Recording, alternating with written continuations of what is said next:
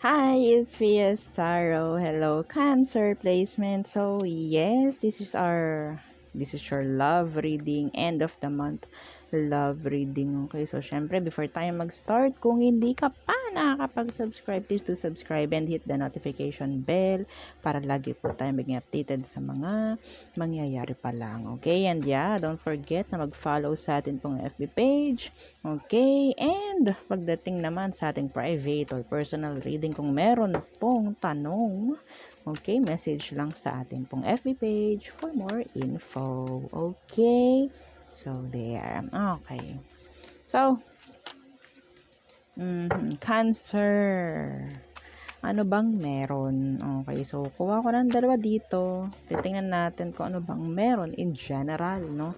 Sa inyo. Tingnan natin. Okay. Cancerians. Ano bang meron sa mga Cancerians? Love read. Okay. End of the month. Okay. Resistance. Secret admirer. Suppressing. Timid. Okay. Someone is like, ang tawag doon sa Tagalog, nagpipigil. Resistance. Oo. Okay. So, some of you, pwedeng yun nga, meron kayong like secret admirer, like that, or pwedeng kayo to, ha? Pwede namang vice versa to. Okay, so pwedeng, iba sa yun, merong parang stalker, okay? May nag-spy, may nag-stalk nga, no? So, pwedeng gusto kang makausap, pero hindi ka nakakausap, no? So, there's resistance. So, bakit? Tingnan natin. Ano bang meron? Ano pa? Aside dito sa resistance na ito. For Cancerians, okay, ano bang meron? Okay. Pride. Oh, maybe because of the pride. Because of the ego. Okay? Yeah, stubbornness, arrogance, yeah. So, pwedeng meron ditong issue, merong kailangan ibigyan ng clarity, no? Bigyan ng kaliwanagan, pero hindi ginagawa just because of the pride or the ego. Okay, this is like a battle of ego. Okay, yeah. Okay. So, meron ditong tawag doon, kailangang ayusin, pero hindi inaayos. Cancer. Okay? So, tingnan natin who is the person on your mind. Cancer. Okay. Ano bang meron? Anong meron sa kanya? Cancerians. Tingnan natin anong meron sa person mo na iniisip ngayon. Anong meron sa kanya? Okay. Cancer. The Knight of Pentacles. Oh. This is no action, no? Parang slow to no action. Yeah, ito si Knight of Pentacles. So, I guess, ito nga resistance, no? Kahit meron kailangan gawin, hindi ginagawa because of the, yun nga, ego, pride, no? So, tingnan natin. Siguro, itong taong ito, pride. Pwedeng earth sign, Taurus, Virgo, Capricorn, okay? So, tingnan natin, ano bang meron? Yeah. Iisa to. Oh no, iisa to. Itong dalawang to, ito rin yun. Okay? Yeah. Some of you, merong nag-i-stalk, yeah. The Page of Swords, this is the, energy to ng stalker. I told you. Yeah, the King of Swords. Some of you, pwedeng Aquarius tong person mo. Earth with air. Okay, air sign is Gemini, Libra, Aquarius. Okay. So, itong taong to, even though na alam niya na kailangan kanyang kausapin, hindi niya yan ginagawa. Maybe some of them is just like stalking, watching you, like that. Okay? Pwede maging vice versa. Pwedeng ikaw to. Okay? So, ano bang meron sa situation? Cancer. Okay. Anong meron sa situation nyo? Cancer.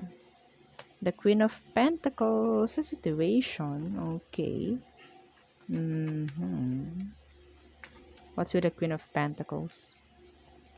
Oh, the Ace of Cups. Okay.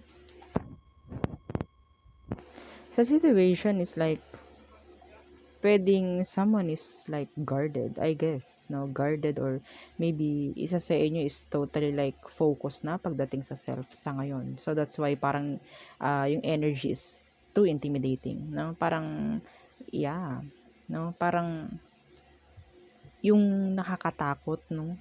Na appearance. I don't know, yung energy.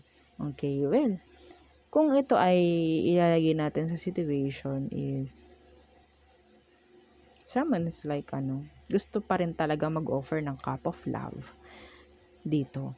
Okay? Para sa isang person. Yeah, the Queen of Pentacles. Some of them, this is like a mother, father figure. Okay? So, ano bang meron pa? Tingnan pa natin. Ano tong Queen of Pentacles na to? Ano ito? The Page of Pentacles, okay. So, I guess itong taong ito or sa situation nyo is like, someone is not messaging or pwedeng, gusto makipag-usap ng isa pero hindi nakikipag-usap yung isa. So, yun nga, parang okay, maigo. Parang ganyan, okay, kung ayaw mo makipag-usap, hindi rin ako makikipag-usap sa'yo, nak ng tokwa ka. Okay, ganun, oo. Okay, okay. Kahit na sabihin natin, sige, may emosyon ako sa'yo, pero okay, hindi ako makikipag-usap sa'yo kasi hindi ka nakikipag-usap sa akin. Eh, bakit pa? Parang ganyan. Kaya kong pigilan to. Yeah, resistance. No, kaya ko to. Parang ganyan. So, tingnan natin. Oh, no. So, tingnan natin ano bang emosyon niya pagdating sa'yo, Cancer. Ano emosyon niya? Shuffle ko lang. Itong cards ko na pagod na. Oh. Okay. Cancer. Anong emosyon niya towards you? Cancerians. The Fool in reverse. So, there's like, nagiging careful yung iba. Yung iba naman is pwedeng natatakot like that. Na totally mag-take risk. Ganyan. So, tingnan natin. Ano pa? The Knight of Cups in reverse. Yeah, someone is like stalking. Pwedeng itong taong to, pagiging careful niya, like confused, no? Ayaw niya masasaktan. I don't know kung nasaktan mo to noon. So, sa ngayon, parang nilalagyan na lang niya ng healthy boundaries yung sarili niya from you. Okay, yeah. Ito yung nararamdaman ko. Ito yung nararamdaman ko, Cancer. I'm so sorry. Parang, ang nakikita kong dahilan ng sabihin kong hindi magkaroon ng magandang ugnayan ngayon is pwedeng ikaw. I'm so sorry. Pero kung hindi ikaw, then wag mong i-claim. Okay? Hindi ko sinasabing ikaw to. No? Hindi to personal reading. Okay. So, yeah. Yeah. Itong The High Priestess. Ito yung pagiging tahimik. Panood-nood lang kung saan. Like that. Yeah. Stalking. Ganyan. Spying. Okay? Itong taong to, even though, yeah, may emosyon, pero hindi niya hayaan na masaktan ulit. Hindi niya hayaang masaktan siya ulit. Parang ganun, well. Parang sa ngayon kasi, alam na niya yung limit niya eh. Alam na niya, parang naging matalino na siya this time. No? I'm so sorry, Cancer.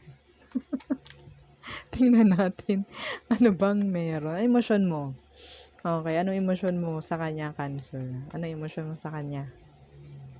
Yeah, the Three of Wands. You're waiting.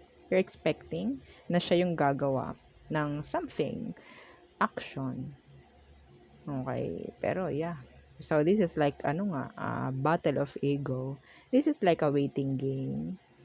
Pareho kayo nagre-resist, na kausapin yung isa't isa. Why?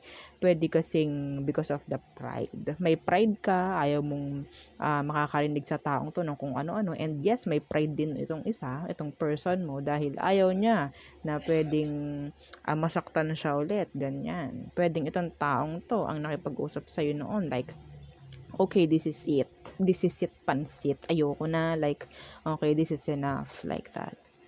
No? Okay, yeah. Pero ikaw, you're still open. You're still waiting, Cancer. Yeah. Yeah. Nakaka-intimidate. Some of you pwedeng like same gender kayo nitong tao na to. Okay? So the Queen of Wands, still some of you is still attracted ka rito sa taong to, Cancer. Yes. Yes. Y-E-S. Yes. The Ten of Wands is like nagiging nagiging burden. Okay? Nagiging burden. Magagawa ko. Ayaw nyo makipag-usap sa isa't isa. Talagang mahihirapan kayo. Oo, talagang mahihirapan kayo. You're like mirroring each other. Cancer, you're mirroring each other. Okay? Both of you still merong feelings and emotions sa isa't isa, pero yeah, pride ang humaharang dito. Okay, so tingnan natin ano ba ang next action niya towards you, Cancer. Meron ba? Tingnan natin. Meron ba? The Empress. So this person is like focus. Focus lang siya sa kanyang growth, sa stability niya. Okay? All in all, sa kanyang sarili. Yeah. I guess. Meron ditong 5 of Cups, oh. Sa ilalim. Pwede ngang itong taong ito is nalugmok noon. And hindi na niya hahayaan uli. This is ego rin. Yeah. What's with the Empress? What's with the Empress? In general, this is growth. Okay? This is growth. Ano tong the Empress? The 3 of Cups. Hi! Hi! Wait lang. Tawa muna tayo. The Moon. Okay. So, ito.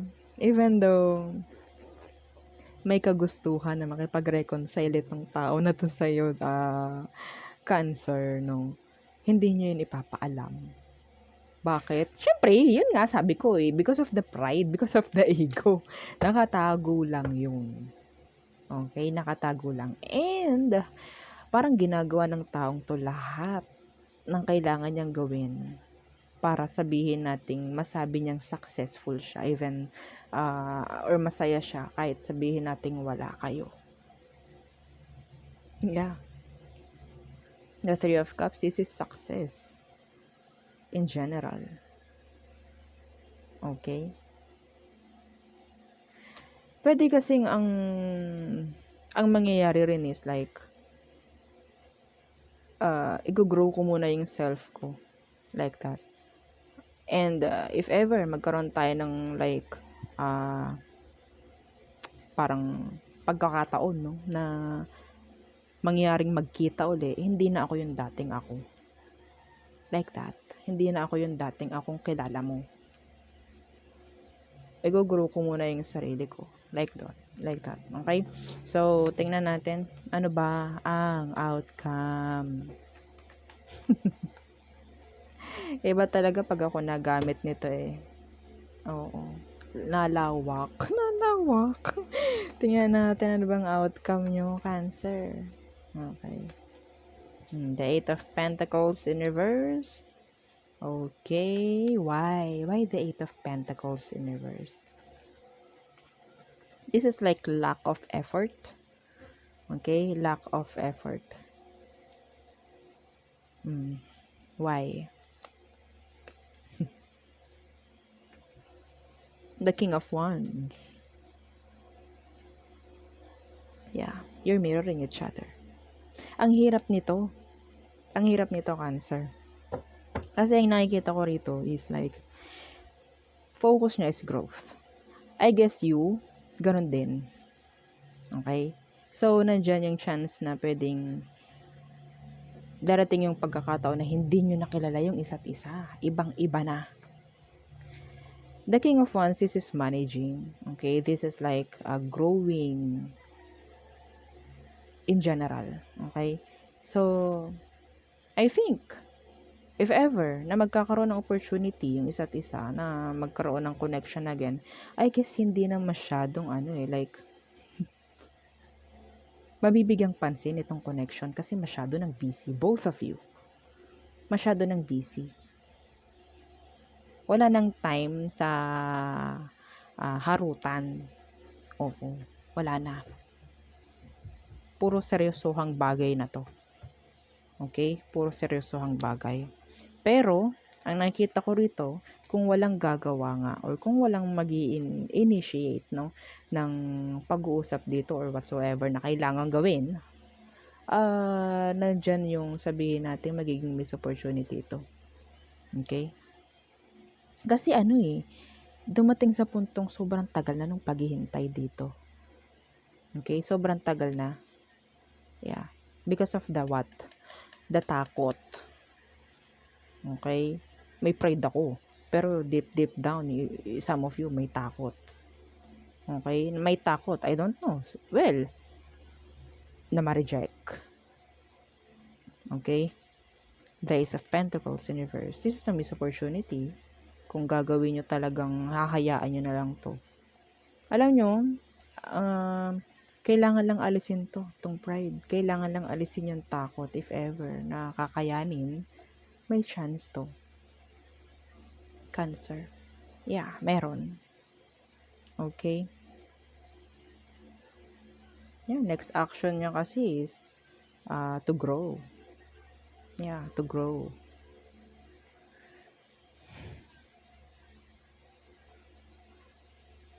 Iba naman dito, ito gagawa ako ng isa pang energy rito. Nakikita ko kasi rito is like, sa sobrang tagal, pwedeng both of you or isa sa inyo ang mauna nang magkaroon ng partner. And wala ka na magagawa. Kundi, okay, focus na lang ako sa kung anong gagawin ko dapat sa buhay ko. So, gano'n na lang. Okay. So, there. Yun ang ating reading. So, tayo tumungo na sa all signs. Okay. For Cancer placements. Okay. Shuffle ko lang.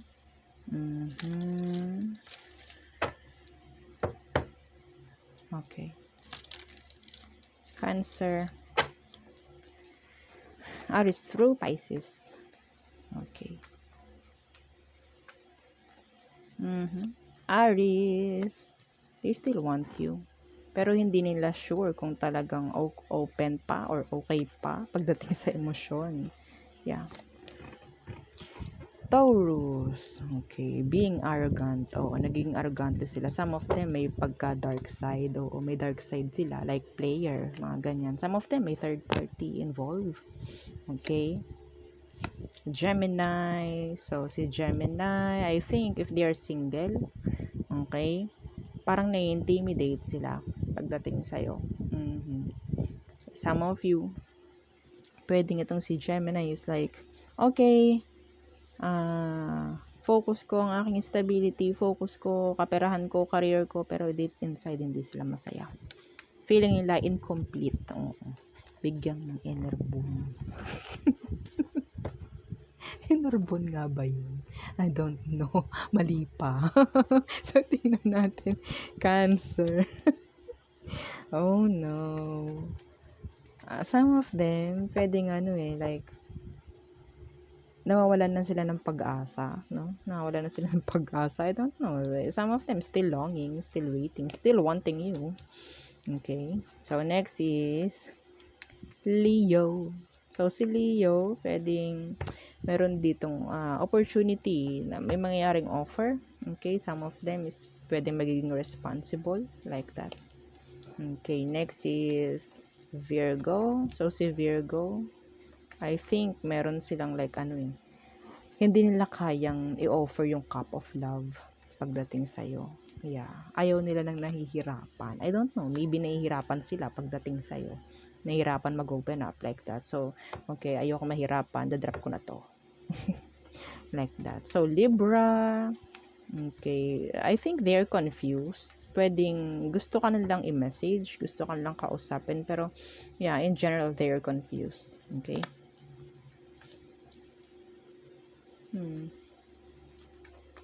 Scorpio. Okay. So, si Scorpio, parang, even though gusto nila makipag-usap, parang ano like, hahayaan na lang nila to. Okay? Lalo na kung may separation.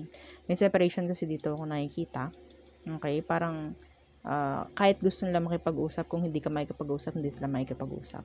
Parang ikaw pa, yung gagawa ng way. Yeah. Next.